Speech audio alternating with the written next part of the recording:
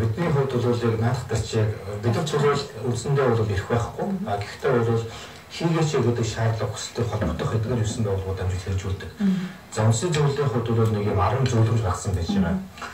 Энэ зөвлөмжийн юу гэхээр нэгдүгээр компани удирдлагууд, компани тууцын гишүүд өөрсдөө компани өмнө бид нийгмийн харилцаа гэж яриад байгаа учраас өөрсдийнхөө нийгмийн харилцаа ухамсарлаад тэр компани цэглэн сугалтна гэдэг зүйл суугаач. Яг ойлгохтой компани тууцын гишүүд сугалтан суугаад хасбаны тууцын гишүүд энэ ч яш чухал юм байна. Би энэ чинь орж яваг мэдээгүй юм орж аваад хийж ирсэн. Тэр мөн хийж явахдаа бол маш чухал зүйл байгаа. Хоёрдугаарт бол нөгөө талаас хувьцаа зөвшөөрөх болох нь хийх болох нь хууль дүрм журам гарах хэрэгтэй байна. Тэгэхгүй бол саяны байлгууд байгаас шиг хувьцаа зөвшөөрөх хохирол байна. Хувьцаа зөвшөөрөх хохирол байгаа хэзээ ч хөрөнгө зах зээл итгэхгүй. Тань 100,000 төгрөг байгаа бол 100 сая төгрөг та хувьцаа авах банкнд татгалаа, та банкнд татгалаа. Хөрөнгөний зах зээл итгэх муу бат. За маш нэг гол зүйл нь энэ хуулийн хэрэгжилтэд хангах төрийн байгууллага чанаач иш хэрэгтэй байна. Зөвхөн өөрт нь хамаагүй гэсэн мэт хандах биш. Өөрөөсөө энэ зах зээлийнхаа зарчмыг ойлгох талаас засаглалын хэрэглэх талаас холбогдох үүдний шаардлагыг хангуулж өөрөөсөө бас итгэвч мандаж ажилламаар байна. За хөрөнгөний зах зээл өндөр хөгжихгүй байгаа гол нууц нь би хэлээ. Өнөөдөр хөрөнгөний зах зээл дээр оролцож тоглож байгаа нэг 90 гаруй 100 гаруй хэдэн брокерийн компани л байж байгаа. Тэнд л мэдж байгаа. Магадгүй хөрөнгөний бирж хороо мэдж байгаа. Тэрээс ард дэргэдэг хөрөнгөний зах зээлийн талаар хойшлт байгаагүй. Анх 90 онд хувьцаа гаргаж ирсэн бол тэрүүгээр дамжуулаад бүх ихтэй сургууль дээр санхүүгийн чиглэлийн оюутнуудад хөрөнгөний зах зээлийн сургалт явуулсан болов өнөөдөр хөрөнгөний зах зээл тоглогчид нь их болчихсон бүгдээ мэддэг болчихно. Америкт бол бүр хүүхд 5 наснаас ахуулаад хөрөнгөний зах зээл дээр яаж тоглох мэддэг болсон. Тийм учраас бидний хувьд бол бас боловсролын яамны сайд бас хандаад байгаа.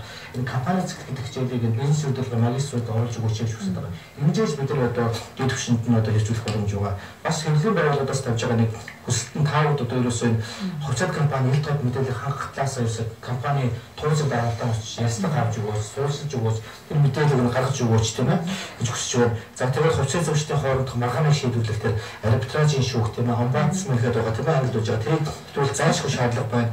За тэгээд хувьцаат компани одоо хувьцааны төлөвлөлийг багасгах хэрэгтэй сая 30 40 30 шиг юм байна. За тэгээд аудитын компани хараат бусаар ажиллах нөхцөлийг хангаж өгөөч.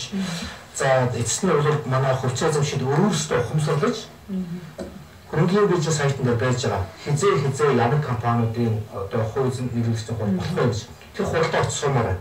Өөрөөсөө суухгүй өөрөөсөө орцохгүй мөртлөө хувьцааг нь диван гараад одоо юу гэдгийг зөвшөөрлөөр зарсан байж хатлаа байж миний хувьцааг зарсан байна гэж хэдэн 5-10 жилийн өмнөх юм гарч ирдэг. Минусаа болоод бид нар хорооны хувьд өмнөх маргаантай асуудлыг шийдвэрлэхэд бол маш зүйл байгаа.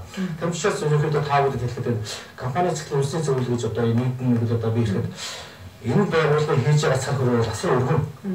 Магадгүй шинэ гарах мэдлэг боловч хэрэгжүүлж байгаа байгууллагаар нэлээд одоо хүчтэй ажиллах тийм шаардж байгаа шүү гэж хэлэх гэсэн. За баярлалаа. Тэгэхээр хилцүүлгийн цаг маань энд хүрээд өнгөрдөг байна. Өнөөдөр бид та бүхэнд амралтын өдөр хилцүүлгийн компани засаглалын хүрээнд өрнүүллээ. Тэгэхээр студид маань санхүүгийн зохицуулах хорооны гишүүн, компани засаглалын үндэсний зөвлөлийн дарга Ганбаяр, за Дэлхийн банкны төслийн зөвлөх Аюуш, Азийн хөгжлийн банкны төслийн зөвлөх Байлын хүү, за компани засаглалын зөвлөх судлаач Баяртуул, за ашигт малтмлын газрын уул ухаан хэлтсийн нөөц эдийн засгийн судалгааны тасгийн дарга Бямт Овнор ирж үзэгчтэй бүхэнд компани засаглалын сэдвээр сонирхолтой ярилцлагыг хүргэж чадсан баха. Үзэгчтэй бүхэн амралтын өдөр аяхтай сайхан өнгөрүүлээрэй.